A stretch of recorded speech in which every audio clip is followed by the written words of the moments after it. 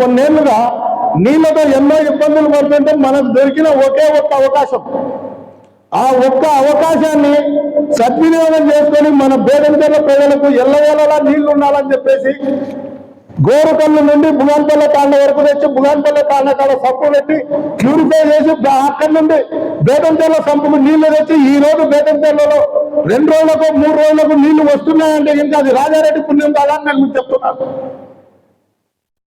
ప్రతి ఒక్కరు అదే కాకుండా రాజారెడ్డి గారు చేసిన మరో మంచి పని ఏంటంటే ఈ నీళ్లను కూడా ప్రతి ఇంటికి నీళ్లు పోవాలని చెప్పేసి అమృత్ 2.0లో 44 కోట్లతో ఆ రోజు detail project report detail project report తయారు చేపించి 2024 ఫిబ్రవరిలో టెండర్లు పెట్టే మాట నిజం కాదా?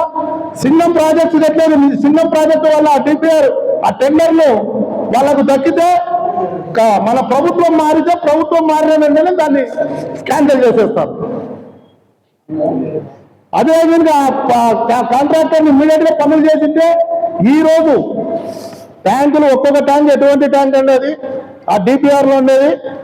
మన ఊర్లో అత్యంత పెద్ద ట్యాంక్ యాది మన ఊర్లో ఉండేది కొత్త బస్ స్టాండ్ లోని ట్యాంకు, దానికి 4 ఇంతల ట్యాంకులు అంటే అది 2 లక్షల లీటర్లది, దానికి 4 ఇంతలు అంటే 10 ఇంతల ట్యాంకులు.